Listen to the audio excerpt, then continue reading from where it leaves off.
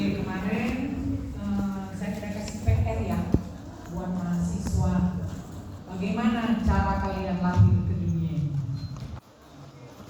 Yang lahir secara status normal, tunjuk tangan.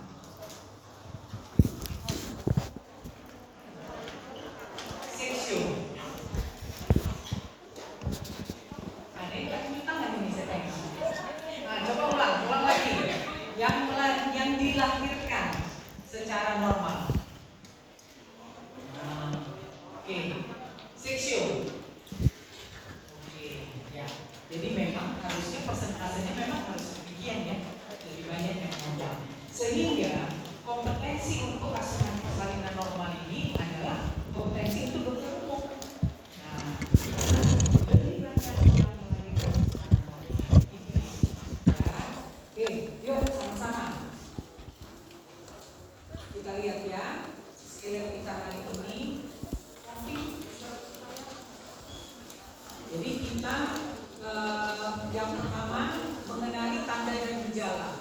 Kala dalam persalinan dibagi 4. Kala 1 belum masuk. Oh, belum masuk ya. Oke. Jadi pengantar ini kita ya. Karena kalian ternyata belum kuliah mungkin nanti diperbaikan lah untuk di semester tahun depan supaya ada kuliahnya dulu baru bisa dilihatnya. Oke, tapi nggak apa-apa ya. Dalam proses persalinan ada yang dinamakan dengan kala. Ya, kala itu waktu ya. Nah, waktu dalam bahasa Indonesia ada 4 kala.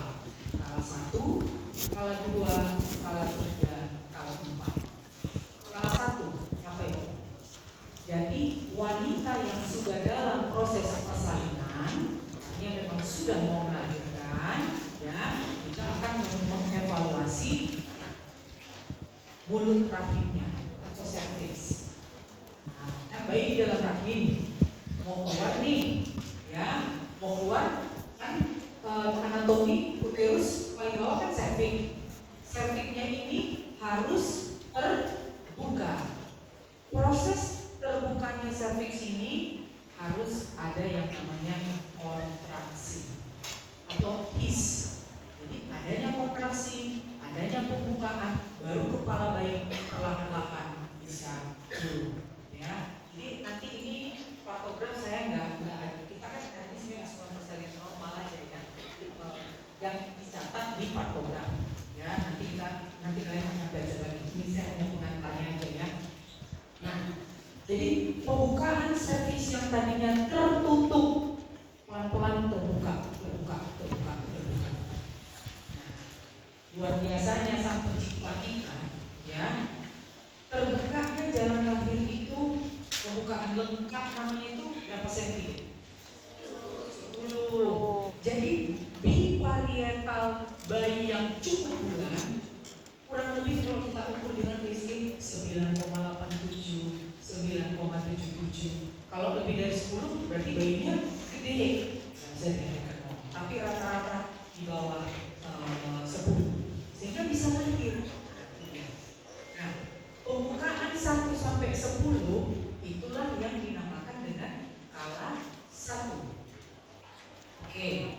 Hari ini kita belajar tentang kala 2, yaitu kala pengeluaran janin. Sudah pembukaannya lengkap, barulah bayi bisa lahir, dikeluarkan. Nah, jadi kala 2 itu adalah kala pengeluaran janin. Kemudian ada lagi nanti di sini kita pelajari juga kala 3. Setelah bayi lahir, apa yang lahir kemudian? Plasenta. Kala 3 adalah kala pengeluaran plasenta. Setelah lahir plasenta, masuk kala 4. Apa itu deh? Nifas. Ya. Nah, itu kita lakukan observasi pada pada ibu yang baru melahirkan. Ya. Nah, yuk kita baca. Ini kan sekarang kita mau bersalin. Oke. Nanti pemantauan dari buka 1 hingga buka 10 itu dilakukan pencatatan di patogram. Itu ada pelajarannya sendiri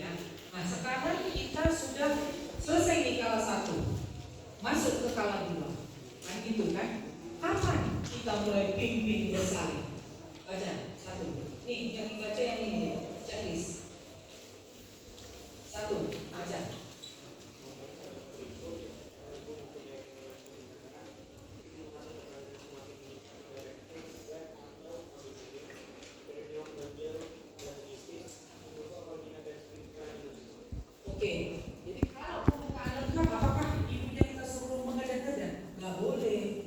Harus adanya itu memang keinginan dari ibu itu sendiri untuk menerapkan. Syaratnya harus pembukaan lengkap dan kepala sudah turun di dasar panggul.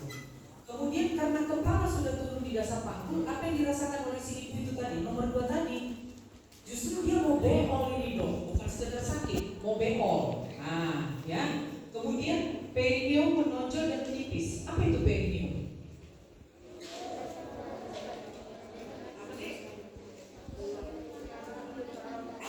Yes, bagian antara vagina dengan anus, daerah itu namanya perineum. Jadi perineumnya itu kalau kita lihat dia akan kembang kempis seperti itu. Dan yang berikutnya lagi vulva, vagina dan sphincter animum membuka katanya ya. Jadi anusnya itu kadang kalau ibunya pasien posisi miring, pengen ngejar. Ini benar nggak ya udah mau masuk kala 2? Kita intip anusnya. Kalau anusnya itu sudah tadinya rapat seperti ini, tiba-tiba udah membuka gini, betul ya. Gitu ya. Oke, menyiapkan pertolongan persalinan. Yuk baca. Nadia.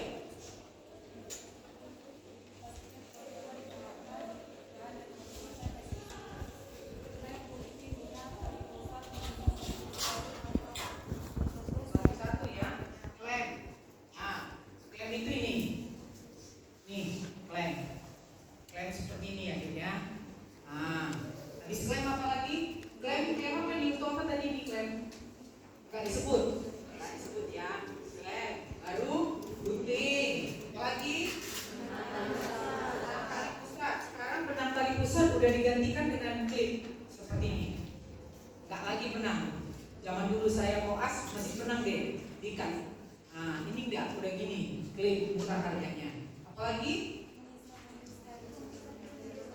pemisah kecil nih. Masukkan hidung baik. Ya, seperti itu. Ini dia pemisah. Ya, jadi nggak perlu juga suction. Artinya ini kita bisa melakukan settingnya, nggak harus ada yang ada kalau seperti ruang kamar bersalin ya. Yuk lagi DTT ya. DTT siap dalam wadahnya nih, udah disiapkan. Oke. Nomor 2, semua pakaian lagi handuk, selimut, kain. Kemudian apa lagi? Timbangan ya. Harusnya ada kita timbangan untuk mengukur pita ukur, stetoskop bayi. Stetoskop bayi itu yang seperti ini ya, yang kepalanya kecil. Ya, ini yang belakangnya ini boleh kita pakai. Ya. Jadi kalau nggak ada lagi yang lebih kecil ya. Tapi kalau nggak ada kita bisa bikin yang belakangnya diputar. Ya. Apalagi? Termometer. Ya. Yuk. Apalagi deh? Ampul oksitosin. Ini ya yang namanya bentuk ampul itu seperti ini. Apa tulisannya? Oksitosin. Terus apa lagi deh? Sweet. Apalagi? Ya, untuk resusitasi untuk bayi. Padatkan, rata, bersih, kering, hangat, handuk bersih. Ya, alat pengisap pendengar tadi lampu. Ya, lampu harus ada. Dan persiapan bila terjadi kegawat daruratan. Apa yang kita siapkan? Cairan infus, kristaloid, dan infus set. Sehingga keterampilan yang harus kita miliki di sini adalah pasang infus, harus tahu juga, ya. Oke. Nah, kenakan baju penutup atau celana plastik yang bersih, sepatu tertutup, kedap air, tutup kepala, masker, kacamata. Pas semua perhiasan, ya. Oke. Sekarang udah sama-sama kita simak. Nanti setiap langkah-langkah ini kita bisa tonton di video. Kita mulai dulu ya. Nampak dari belakang? Suaranya?